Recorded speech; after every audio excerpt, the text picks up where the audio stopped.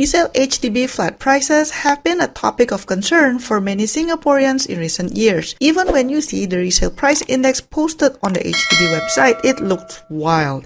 If you look closer at the median resale prices by town, it seems like you need at least $500,000 to get a 4-room HDB. So, in one boring afternoon, I decided to ask the famous artificial intelligence chatbot ChatGPT what strategies the Singapore government can consider to lower HDB resale prices.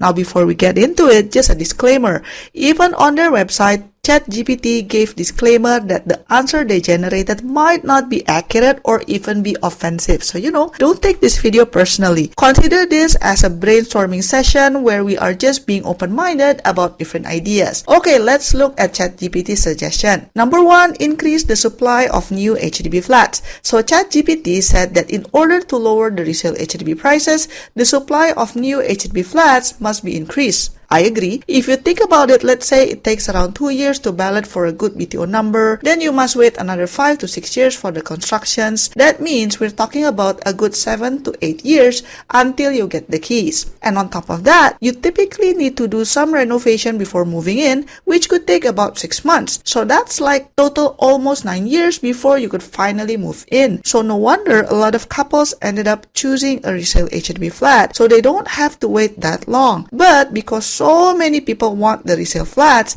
that drives the prices up. Number 2, implement cooling measures. So, according to ChatGPT, to lower resale HDB flat prices, the government needs to give higher stamp duties and tighter loan restrictions. Well, in a way, the government has done some of that. For example, there's a 5% ABSD for PR couples, introducing loan-to-value ratio, etc. But we still see the price index kept increasing. The government recently just introduced the Plus and Prime BTO models, where there are significantly more restrictions to sell them in the resale market later on, such as introducing income ceiling for the potential buyers, clawback of some subsidies, 10-year MOP, etc. But the catch is, all of those regulations are only applicable for new BTO that at launch mid-2024 onwards.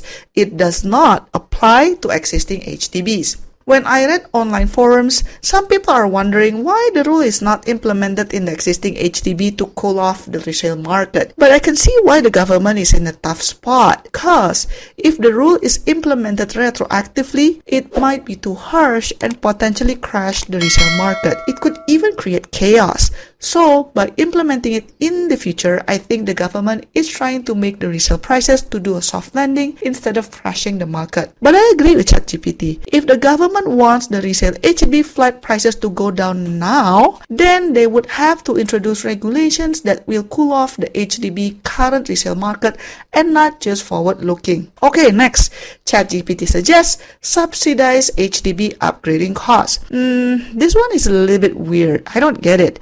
If the government subsidizes HDB upgrade costs, I think Singapore residents will take that opportunity regardless of whether they intend to stay or resell the place. Some sellers might even think of beautifying the place first so they can get a much higher resale price later on. So, no, on this one, I'd have to disagree with ChatGPT. Next, encourage right sizing. So, it said that the government should provide some incentives for families who want to downsize their flats when they no longer need the space. Okay, so I guess by doing so, it will free up some of the flats and increase the supply on the market. I think on paper, this idea makes sense, but in reality, you don't typically downsize to a smaller flat during your productive years. This means that typically it's the seniors who downsize to a small flat, but that usually also means that their previous flat is old. And as you know, once a flat hits a certain age, it's more difficult to get a mortgage loan. So I kind of have a mixed feelings about these suggestions. Okay, the 5th suggestion from ChatGPT is to extend lease renewal options. Here it said that if the lease is longer, then it potentially can reduce the resale prices because the flat is seen as investment in a longer period. I didn't think of it before, but I do wonder if there is a science behind picking 99 years as the standard lease years. Why not 120 years or 150 years? Will the building crumble after 99 years? Was there any technical simulation behind the number? Well, I guess if the lease years are longer, then it'll be easier for the potential buyer to get a mortgage loan, and technically that can increase the amount of supply on the market. Another angle is perhaps ChatGPT thought that the HDB flat could be inherited from parents to their child, so they don't have to buy their own flat. I don't know, but yeah, probably it makes sense to revisit whether the 99 years lease can be extended safely.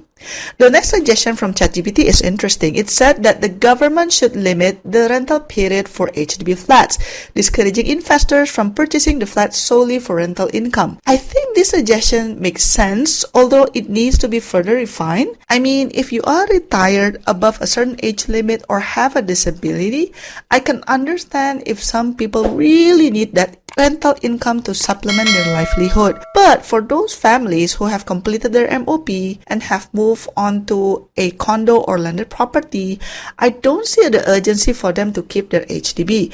Granted, they might have paid ABSD when they purchased their subsequent property, but those HDB flats might be better off in someone else's hands who really needs them. We know that with the upcoming Plus and Prime models come with a rule that the owner can never rent out the whole flat even after the NOP has ended. But again, this will only have an impact way down in the future, while we are now discussing what can help to bring the resale HDB prices down now. Okay, the next idea from ChatGPT is to enhance public transport accessibility.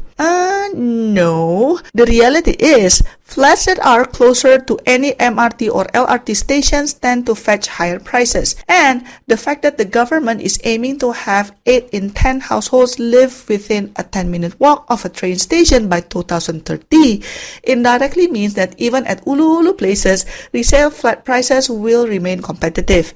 I mean, if you see this resale statistic from HDB, the median resale price for a 4-room HDB in Bukit Batok is a whopping $590,000, and it is damn far from the central business district areas. Okay, number 8 is to promote mixed-use development.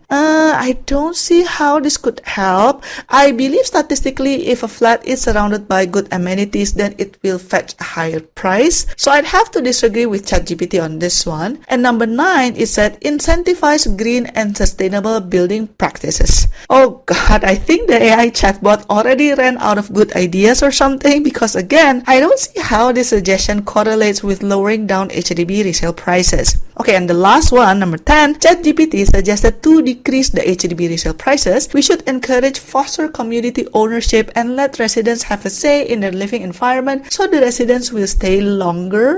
What? How will this impact the resale price? ChatGPT even said that this would help reduce the supply of resale flats. But then again, if the demand is high and the supply is low, wouldn't it be pushing the price even further up? Well, I guess managing HDB resale price is such a wicked problem that even ChatGPT suggestions are kind of a mixed bag. But what do you think? What will it take to lower HDB resale prices? Let me know in the comment section down below. Don't forget to like and subscribe, and I'll see you on my next video. Bye bye!